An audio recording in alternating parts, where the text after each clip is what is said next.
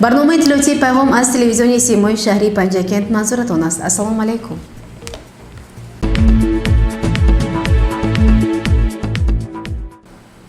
اقدام‌های نجیب و وطندوستانه از جمله بنیادی انشاءهای مختلف از حساب مبلغ‌های برای حج پیش بینی شده به یک رکن زندگی مردم جماعت دهاتی مغیان تبدیل یافته است.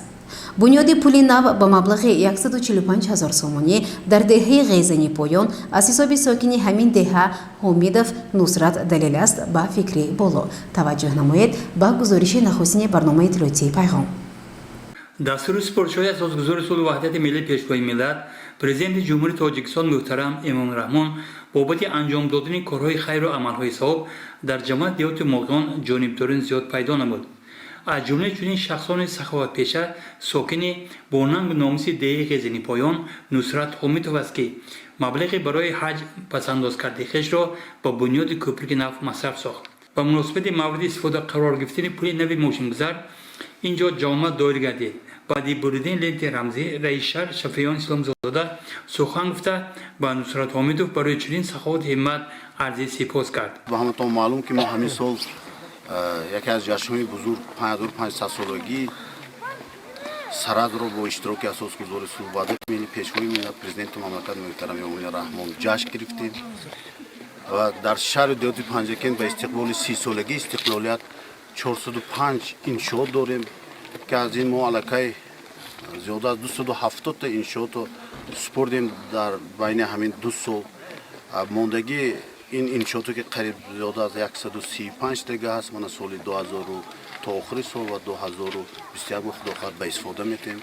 این همش روانه کرده شده است برای آبادانی همین شهر دهات پنجکند و بسیار نقشه ها هست از طرف پیشوای ملت. من سال دیگر یک کارخانه نمی متالورگی سنگ اساسش میمونم خدا خواهد پیشوای ملت در جماعت سویجینا امون داره و در کارخانه مشترک زرافشان هم نیست. زاویه دیومی متالورگی زیاده از 111 میلیون دلار با سنگ اساسش میمونم بین 2 سال 3 سال با استفاده میکنم. این همش روانه کرده شده است برای بهبودی شرایط همه مردم تاجیکستان. یک توجه مخصوص دارم پیشوای ملت و شهر دهات پنجکند. من باوری دارم که سالهای نزدیک وقتهای نزدیک باز هم شهر دهات پنجکند آبادتر میشه. من درست میفهمم که 2 مکتب صدمه ما داریم در همین 2 دهه. از وزیر معارف من صحبت داشتم سال دیگر با نقشه گرفته که خود این هم میسازیم و عموما مردم شهر دهات پنجکند سیاست خردمندانه جناب عالی را سرمشق کار خود کرده برای آباد کردن هر یک محله دهه سهم گذاری کرده است. این چنین باشندگان جماعت دهات مغیان است. رحمت برای شما سلامت باشید. بنیاد پول نو ساکنان چه خرد و چه بزرگی دهه غیزی پایان را بی‌طرف نگذاشت. مردم دهه ما از تشبس‌های سازنده اساسگذار صلح و وحدت ملی پیشوای ملت پرزیدنت جمهوری تاجیکستان محترم امام رحمان الهام گرفته در پیروی رئیس شهر پنجکند کارهای آبادانی رفته ایستاده است. از جمله در دهه ما کارهای آبادانی رفته ایستاده است که اثبات این پول نو می باشد. سخاوت ساکن غیزنی پایان جماعت دهات مغیان نصرت حمیدov که با مبلغ حج پول نو بنیاد کرد قلب صدها نفر همدیهگانش را شاد نمود و در این مورد بزرگ هم خیلی خوب فرموده است. دل به دست آورد که حج اکبر است. از هزاران کعبه یک دل بهتر است. کعبه اعجاز خلیل آذر است. دل نظرگاه جلیل اکبر است.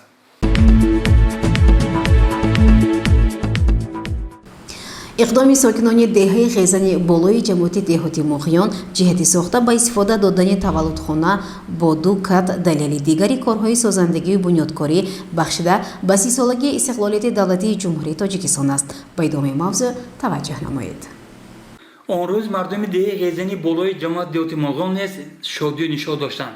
زیرا ساکنان مشکل ناپسند و همت بلند این موضع دستی هم گرفته بنای تولدخانه را با 2 کات مورد استفاده قرار دادند. این اقدام از طرف رهبری مقامات اجرایی حکم دولتی شخصا رئیس شهر شفیعان اسلام زاده که در مراسم افتتاح بنای نوی تولدخانه شرکت داشت جانبداری پیدا کرد.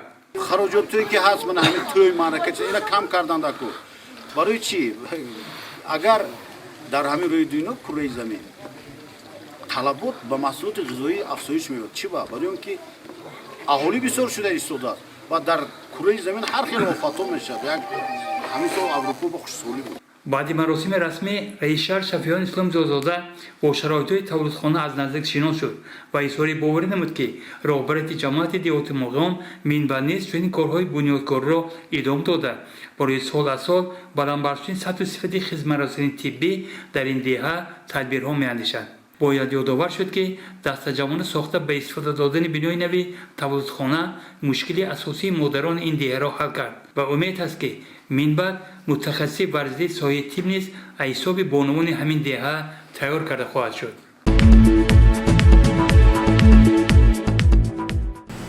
барномаро идома медиҳем.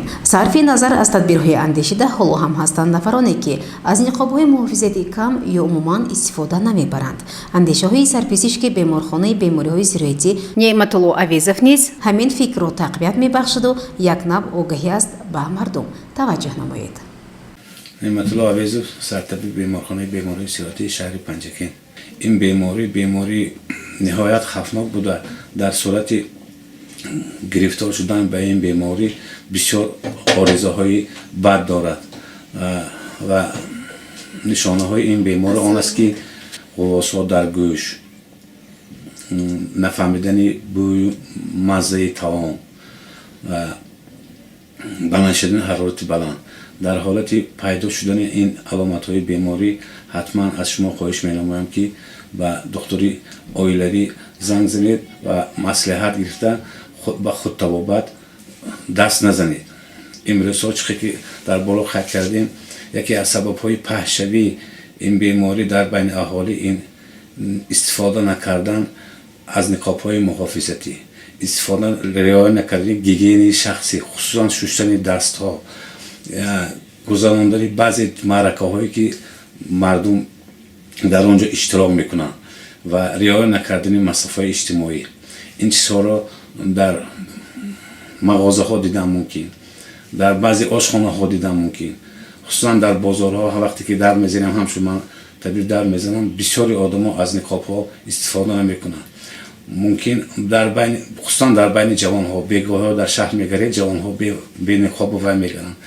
ин дар байни ҷавонҳо ба намуди сабук мегузарад, аммо онҳо сабабгори паҳш шудани ин беморӣ дар байни калонсола шуда метавонанд ва ин беморӣ ба калонсола ки часпид, хусусан ба шахсоне ки гирифтори бемори диабет, хусусан ба шахсоне ки гирифтори фарбиҳӣ ё ки гирифтори фишорбаландӣ бисёр вазби мегузарад. дар давоми як соли корӣ дидем ки асосан ҳамин намуд шахсон бисёр бемор шуда ва дар байни онҳо ҳафтан ба чашм мерасад. боз як бор дига хоҳиш менамоям ки бо ин беморӣ бояд як ҳамин гуфтае ки дар боло кардем, риояи гигиенаи шахсӣ ҳатман иҷро карда шуданаш доркор аст. чиқе ки расонаҳои хабарӣ мебинем, дар байни давлатҳои Европа авҷи дуюми ин беморӣ ба чашм мерасад ва мо бояд ҳама хел кор кунем ки дар байни аҳолии худомо аз ин беморӣ нигоҳ дорем.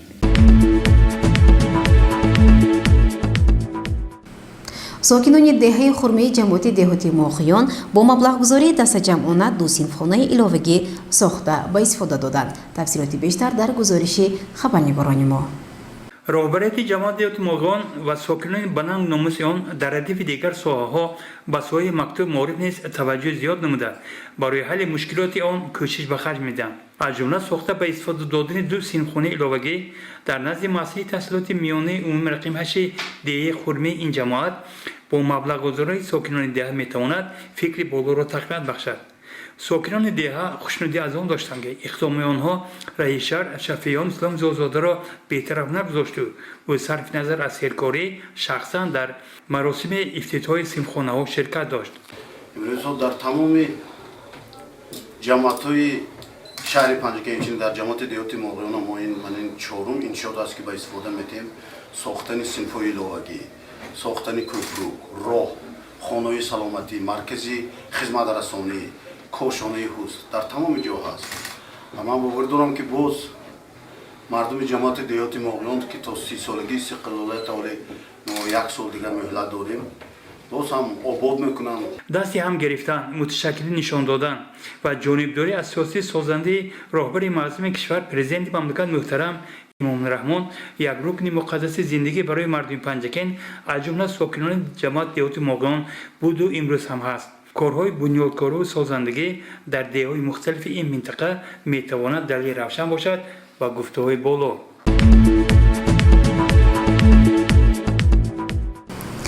برنامه را ادامه می‌دهیم. در کودکستان رقم 2 منصوب به شعبه معارفی مقامات اجرایی حاکمیت دولتی شهر با یک چاره‌بینی احترام گذاشتن به جشنواره ملی مهرگان. توجه نمایید به گزارش همکاسبان ما.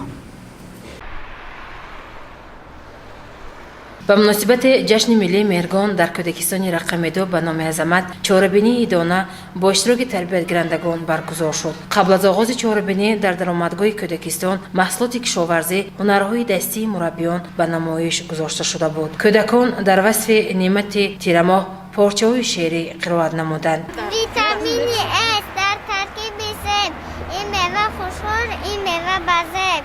از قصد خدا ناگ در دست سلات پاک دوایی چی وقت رکونت چاک کارتوشکا در وجود است خیلی دارد کرخمال اما اگر جشانی مسئله می شود هم مربیه ملیکه بویمراد و ادایر به تاریخ عید مهرگان عید حاصلات معلومات داد. امروزها در پرتو خردمندانه اساسگذار صلح و وحدت ملی پیشوای ملت محترم امام علی رحمان ملت ما رو به ارزش‌های گذشته فرهنگی خویش آورده است و احیای آنها را وظیفه با شرف خود می‌داند. از آن جمله عید مهرگان را همه ساله در آغاز فصل تیرماه در سر تا سر جمهوریمان با یک شکوه و شهامت خاصه تجلیل می‌کنند. جشن مهرگان عید حاصلات و نمایش دسترنج کشاورزان می باشد. وابسته به این کودکان ما تصمیم گرفتند یک برنامه ادانه را بخشیده به جشن مهرگان پیشکش ما گردانند. از جانب تربیتگرندگان کودکستان صحنه‌چه نمایش داده شد.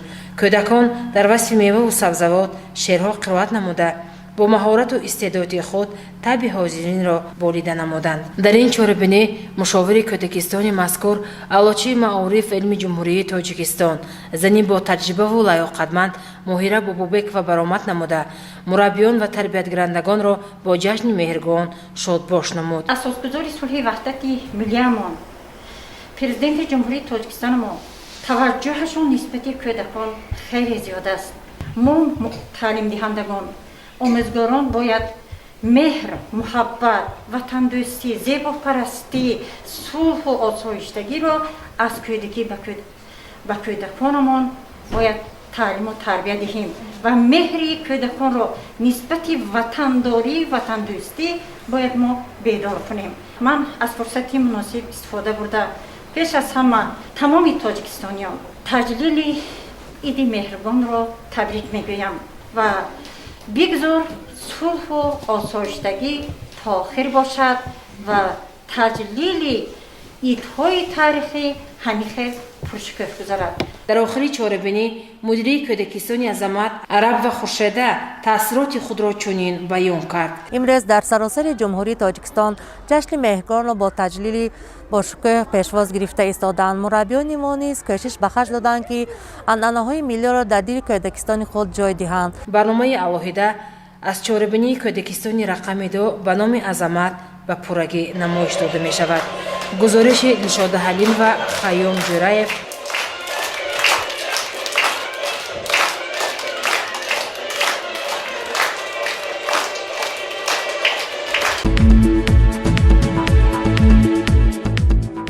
در مؤسسه تحصیلات علاوگی رقم 1 کتابخانه تأسیس داده شد که بهره بالا بردن سطح معنویات اعضایان محفل‌ها مساعدت می‌کند. در این باره گزارش خبرنگاران ما از مؤسسه تحصیلات علاوگی رقم 1 آماده شده است.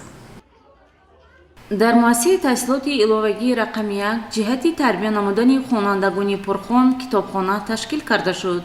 مدیر کتابخانه آموزگاری ورزیده و پرتجربه محبوبه رجب و کوشید تا مخزن این مکان خرد بای اعضایانش بیشتر باشند. در کتابخانه مذکور شعار و آویزه ها نصب گردیده китобҳои бадеӣ ба забонҳои русӣ, тоҷикӣ ва ӯзбекӣ гирд оварда шуданд. ҳамзамон инҷо рӯзномаву маҷаллаҳои бачагона ҷамъоварӣ шуданд.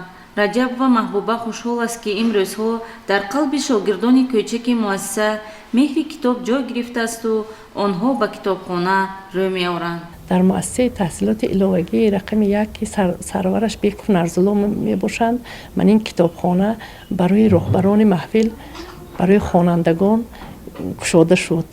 дар муассисаи таҳсилоти иловагӣ зиёда аз 630 нафар хонандагон шомил мебошанд.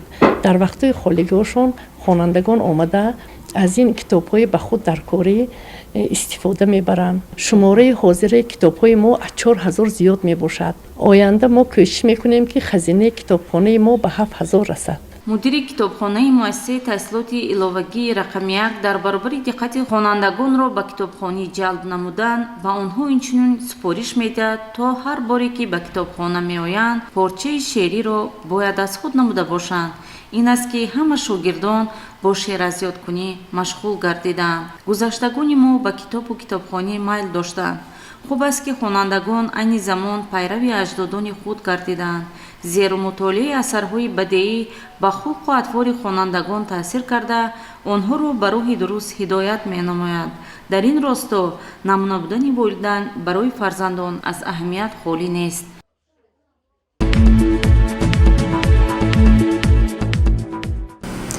вазъи имрӯзаи мубориза бо COVID-19 аз ҳар яки мо тақозо менамояд ки нисбати ин беморӣ бетараф набошем.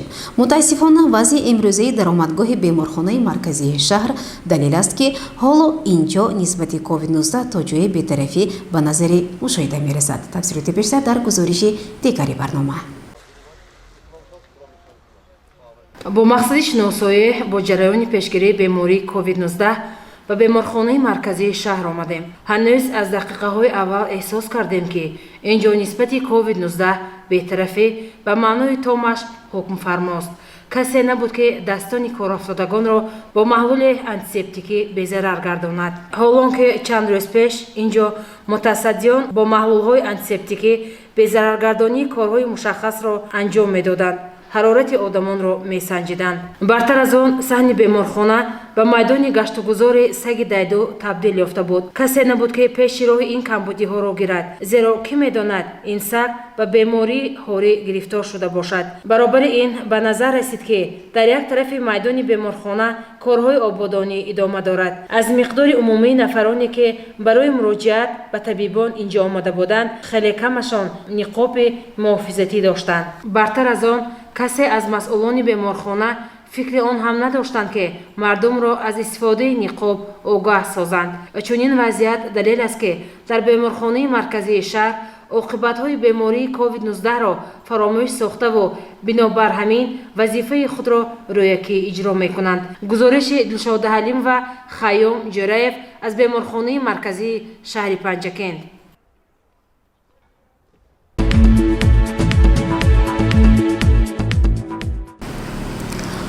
роҳбарият, ташкилоти иттифоқи касаба ва кулли омӯзгорони муассисаи таҳсилоти миёнаи умумии рақами 3 ба номи Набиҷон Каримов нисбати вафоти собиқадори маориф Авезова Бираҳима андӯҳгин буда ба аҳли оилаи шодравон ҳамдардӣ баён менамоянд.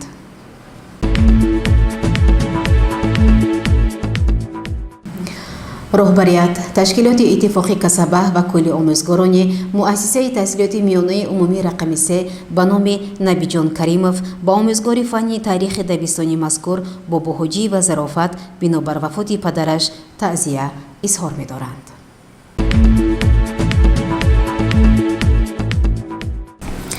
бинандагони гиромӣ, дар ҳамҷо барномаи иттилоотии пайғом ба поён мерасад. барои ҳар яки шумо тансиятиву хонободиро хоҳонем. хайр, тансияти некноб бошед.